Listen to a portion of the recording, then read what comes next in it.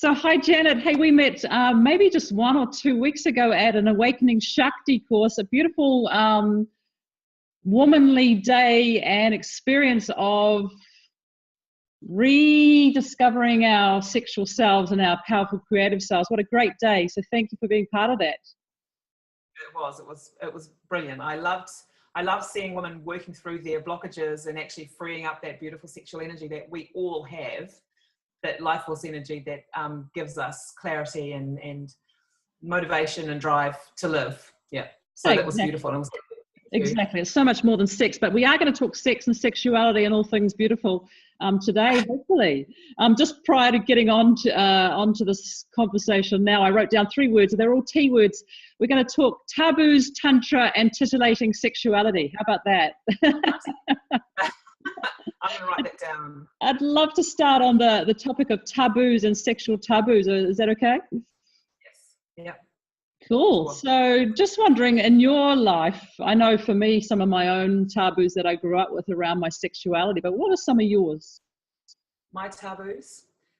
Masturbation was a big one for me, and not having any sense of myself and my own sexuality growing up as a little girl through a very religious family, and I remember my first ever orgasm when I found myself self-pleasuring. I think I was 17, so I was a really late developer. Well, tell me, I was even later, Janet. So hey, we got some similar story already here.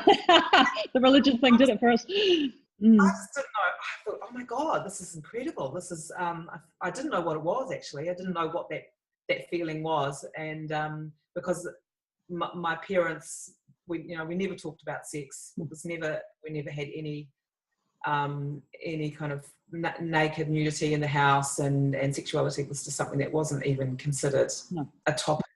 No. And so I grew up I just thought that people got married and had babies and they never had sex beforehand. So I was a very naive girl. So what were the taboos? So masturbation was one. Was that your own in-written taboo, or was that something that was directed at you from your parents? Because it wasn't spoken about in my family either. So, but I had this kind of knowing that was not to be entered into. That's what I'd say. I think from not having memories, as I grew up as a young girl, I think I don't have many memories of when I was young. And I think that just sort of it was obviously ingrained in me as a small person growing up, with a mother who would never talk about touching your genitals or, no self-pleasure, nothing. It was something that you didn't do, keep your hands away from there or cover yourself up. Mm-mm. And I've been following a woman called, I can't remember her name, Sheila Keeley. Mm-hmm. She has a sex workshop in the States, and she talks about being a first offence. Wow. The offence is where your sexuality and your freedom is cut down by someone else as a child, so you don't know, and so it's ingrained in you from a small person that the taboo is sort of sitting under your skin, and you don't actually know where it's come from. And she offence. So, and having those offences in you directs the way you relate to yourself in the world and other people. Absolutely. Growing up. That just reminds me of a woman. I mean, I've helped numbers of women, for example, through infertility. And I remember one woman, and I was talking to her and her experiences of coming through puberty and what that was like for her, and how open and free she was with her body. And she, in that moment, instantly remembered a moment where she was masturbating, and she was caught by her mother. And what shame, she was from a Catholic family, and what shame that powered into her being, really, is what I'd say, that closed her down to her sexual self. In that moment, she recognized that's what it was for her. And when we relate to fertility, and it's a closing down, or infertility, it's often a closing down. It's not necessarily a mechanical thing, but energetic. I think women, especially women in general, have that closing down. That's what I've discovered: the closing down of their genitals and their womb and their yoni around self-pleasuring and possibly infertility, and all that stuff just stops. if it's closed down, there's no life force energy bubbling underneath the surface. And it's just so vital that we realize how important it is that our yoni and our sexual self is alive and our desire is alive, because then we can experience everything that we really want, whether it's to become pregnant or, you know, to be more orgasmic. And you know, an orgasmic woman, you can tell an orgasmic woman walking down the street, she's really in touch with her sexuality. Yeah. She's just got that what is it? That's what light about it. What I love about you, Janet, and I love about myself as well, is that we are women who embrace that in ourselves now, and we love, you know, and are intimate with our bodies in such a way that we feel lit up.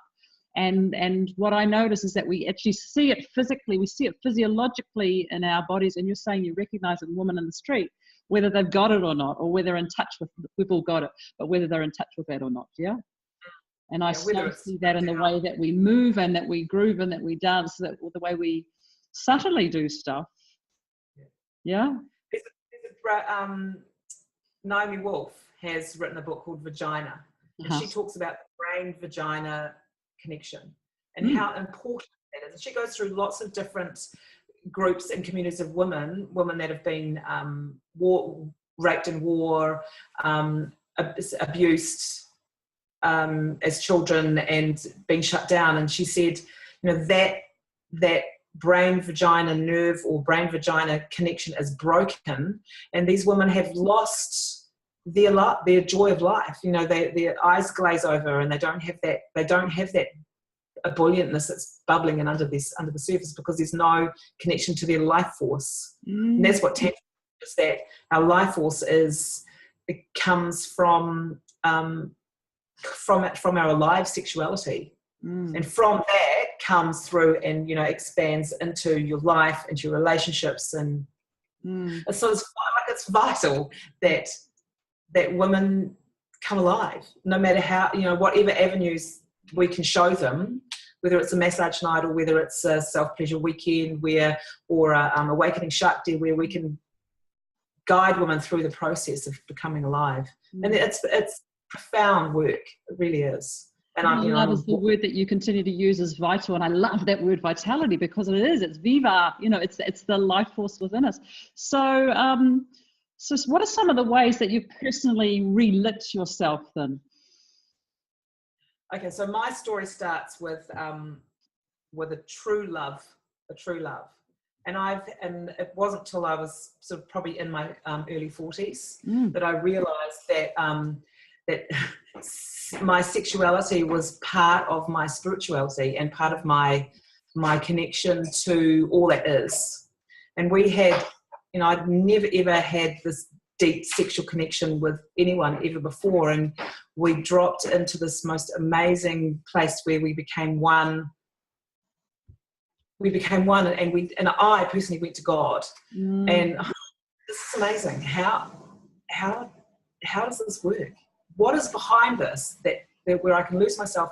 I remember being, you know, all these conversations about, you know, being one and being connected to each other I'd never had before. And in these moments with this lover, I could open. I felt like all my chakras just pinged open. Everything was going ping, ping, ping, ping, and I had this vision of us connected, and our chakras were all brilliantly lit up.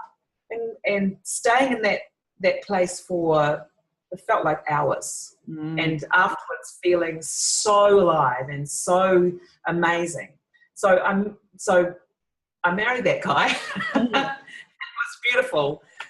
It was beautiful. Did that experience come along by chance, or was there something that helped you instigate or help create and evolve that, or did it just kind of happen and then you became? I reckon it's by chance. It was, in that instance, it was by chance, because that was the launching pad for me to explore Tantra and you know, look at the great teachers and the texts and what's been written about through the Tantra teachings, is that sexual connection, it opens you to God.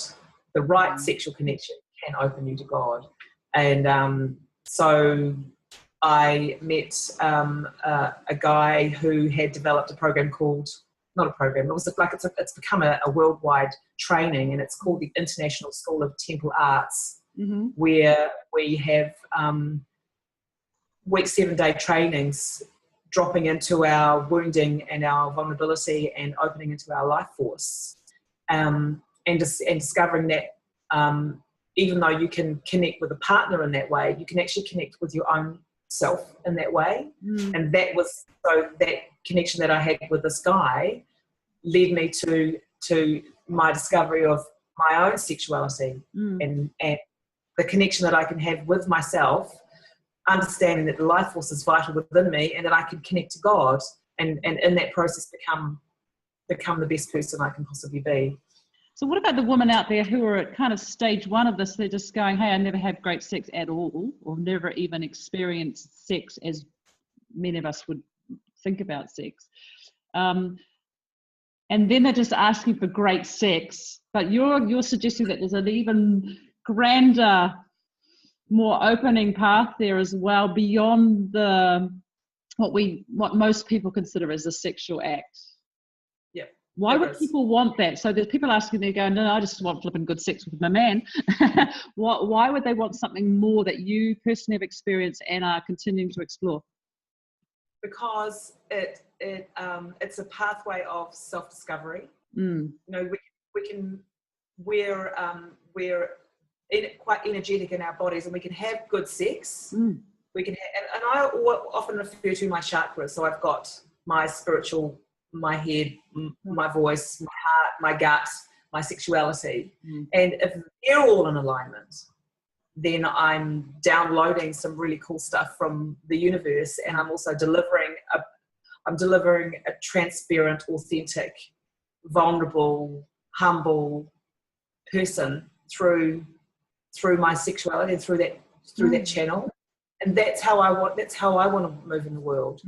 Exactly. So how can, I know very little about Tantra, but how can Tantra support, help and heal people, and we're talking mostly women here, but heal people through their wounds of, say, abuse, of rape, of incest, of those, pretty awful things that can happen to people?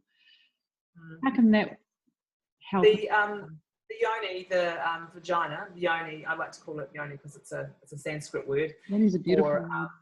Yeah, it means sacred place, sacred vessel, and it is, because we receive pleasure through our yoni, but we also give birth, and we also hold a lot of wounding. And so, referring back to the women who have been sexually abused and who have been shut down through sex that's just friction-based sex, and they're disconnected to their heart, there are practices called, it's called a sacred spot ritual, where we can, with a good technician, that's not a practitioner, guide, fellow goddess, can work with the yoni and work with the with areas in the yoni that are shut down or desensitized. So that's just internal massage, and teaching the person to breathe through their trauma. And if trauma comes up, we've got tools to release the energy. And when we were at the Shakti weekend, we showed you the 7 release tools, which, if you're in my understanding, is if there's a blockage, it just means we have to physically move our body to move the blockages. And we're all animals. Yeah, what I got was the moving of the body, sure, but for me, there was a moving of my voice. There was something very vocal about it as well, which I absolutely loved. And find myself going out loud in the car some days, and my kids are wondering what's happening. But loving that of energy or whatever, blockage or whatever you're describing. The breath, sound, and movement moves blockages within us. So tell us enlighten us more about Tantra. So for me and for you, was Tantra a word that was a bit of a no-no when you were going through your religious upbringing? Oh, absolutely. Yeah, it would have been mine as well. Yoga was something, yoga and Tantra and all those sort of Eastern mystical things that being on a religious platform were very wrong. We're very wrong. And I've found my place. I found my spiritual home in Tantra. So tell us more about that. Tantra. What is Tantra? Well, Tantra, honestly, I feel like a real novice because I haven't really, I haven't done much. I'm an even more bigger virgin than you then. My experience is to really come home to me. It's about my inner marriage. Tantra talks about the masculine and the feminine energies within us, and I see that I personally move through my feminine and my masculine energies daily. And the masculine to me is my masculine is directed and focused and grounded and confident and can hold clear space for people. And my feminine is my creative side, my dancer, my lover, in a sense of surrender. And so having an understanding of both energies that are working within me enable me to be to understand how I relate to other people. And so in my sexuality and my love life at the moment, these are the challenges that I'm having at the moment, is that I can be that dominant guy in the bedroom and make love to my partner's girl, or I can be and he can be in his surrender, or I can be in my surrender. I can be in my vulnerability and my openness, and he can really meet me in his masculine, and we have this beautiful dance of surrender and support, and so these are the things that I'm learning about Tantra in my life and how I can apply them to my relationship. I love those words you just used, and that is, you can meet me. And I recently had this conversation with my gorgeous French partner here, and we were talking about our past sexual experiences, and he couldn't believe that many, many, many, many times I was unfulfilled in a sexual relationship. Yeah. One, because I didn't know how to ask for what I needed, wanted, desired, but also because the man was also not in that way of offering pleasure and offering of himself, and so my partner at the time was just flabbergasted because he's such a giver in sexual relationships. I love that those words that you used about the meeting, not just in a man versus meets woman way, but in a sexual way, but also a deeper way in our feminine and masculine energies. I like it. The meeting, because beyond all those layers of our desire and our pleasure, there's actually someone underneath that needs to be seen. There's the heart that needs to be seen and needs to be held lovingly. And so coming to a sexual experience, for me, it's not about, sometimes it is, but most of the time it's not about what I can get. It's what can I give you to open your heart. Nice. What can I give you to really expand and open your heart and really feel that connectedness with me? Because men love their heart opened. So as a woman, being able to just open myself to him and really penetrate his heart with love drops that experience even deeper. Oh, and I love that too. I love that a woman can penetrate a man in that way, but you're penetrating their heart versus that. And we so often see it in reverse. Yeah. We also say, hey, here, Hanya, here you come. Yeah. So you can have energetic sex with your clothes on. Absolutely. You can penetrate someone fully clothed, but with real authenticity around your heart. And we're such energetic beings that we've got these, I think, 4 levels of energy around us, and we can, with love, we can really meet other people. And to me, the sex act is meeting the other with love and support and compassion. And I've often talked about the word sex being not just sex, the mechanical act like you just mentioned, but SEX, self being the S, self-expression. So who am I expressing of myself to you? What am I offering you of my self-expression in a way that could be not necessarily sexually oriented? It could be the way that you express your creativity with that person, or the way you create words with that person, or the way you create touch with that person. I love that idea. But to be able to what can I give that other person? I've got to be solid in myself. I've got to be I've got to know where I'm at. My man's got to be solid, and my girl's got to know what she's doing, so I can actually meet without any fears of being hurt or being wounded.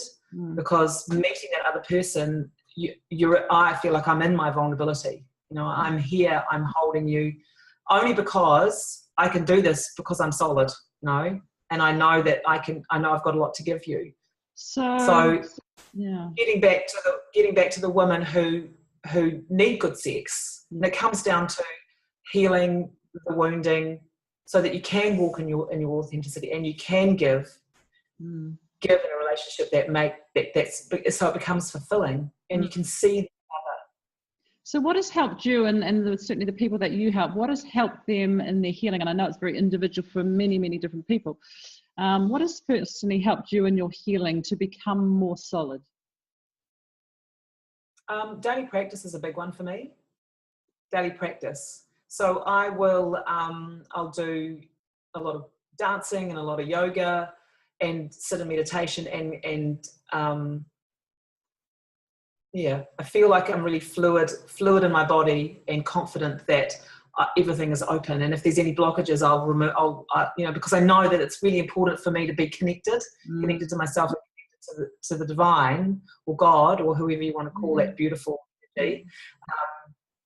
And the only way I can do that is to stay real and stay authentic with myself. And if there's anything that comes up, if I get triggered by anything, if my partner says something that really pisses me off, and it's all my stuff, you know, it's all my stuff. So I deal with it. I do a hand scream, or anything that's going to move that blockage in me, so I can come back to the relationship without any blame, and talk to him and talk to him from my heart. So I think, you know, breaking down the barriers and the blockages within people is vital to moving to that next level of relating.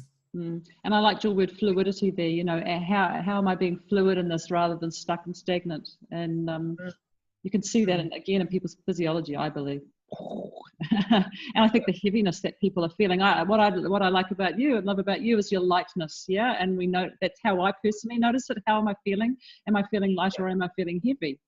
And if I'm feeling heavy, then I know something's stopping me, blocking me, or whatever. And I go, hey, what's within me that wants to move? And I think that's what you're saying, yeah?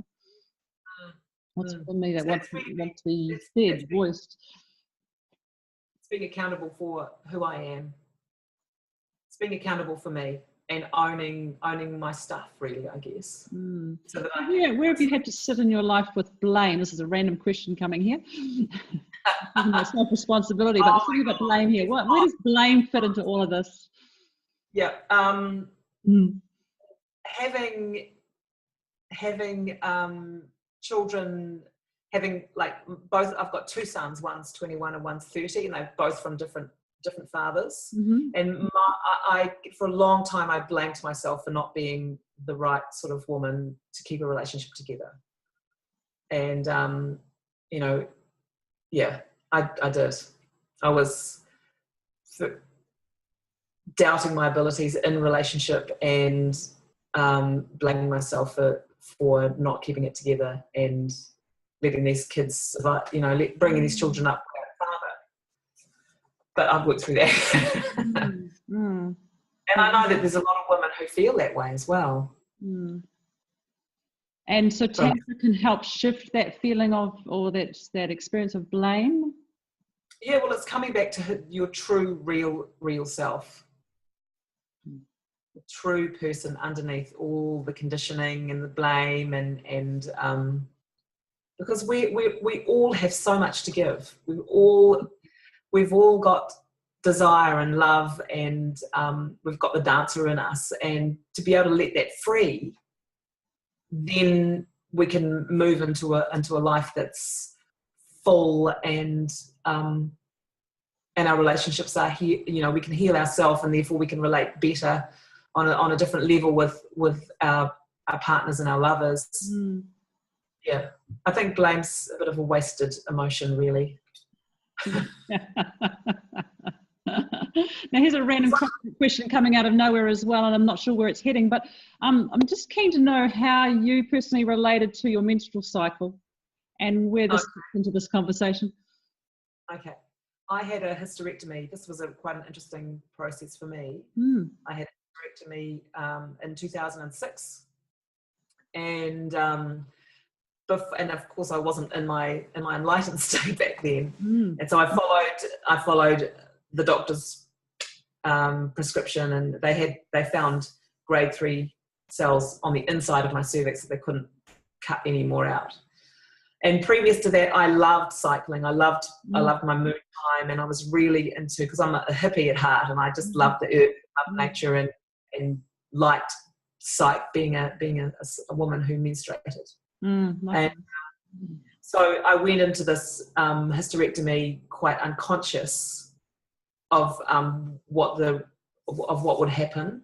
All I knew, I knew the technical stuff. I knew that everything was going to come out, and they'd keep my ovaries, and that I wouldn't have, I wouldn't cycle anymore. And it took a long time to recover from the operation. And one of my first experiences of sacred spot ritual was really profound for me, because I hadn't dealt with any of the trauma around the hysterectomy. And the sacred spot ritual for me was so unbelievably profound that it my whole body just charged with all the trauma that came with the operation. It was amazing, absolutely profound, and it moved me into clearing and loving my body again, and stepping onto a different plane of, okay, so this is how it is, and I'm looking after you from now on, and I'm going to listen to you now instead of everybody else. And I came out of that sacred spot ritual going, every single woman needs to experience this, because it's so profound, because our yoni holds so much, whether it's trauma or all that trauma.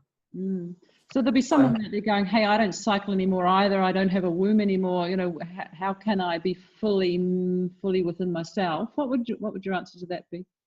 I believe that we all got the potential to be fully within ourselves.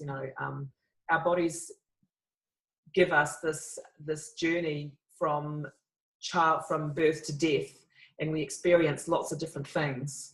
And not cycling and being menopausal, as a lot of women my age are beginning to experience, that's another journey.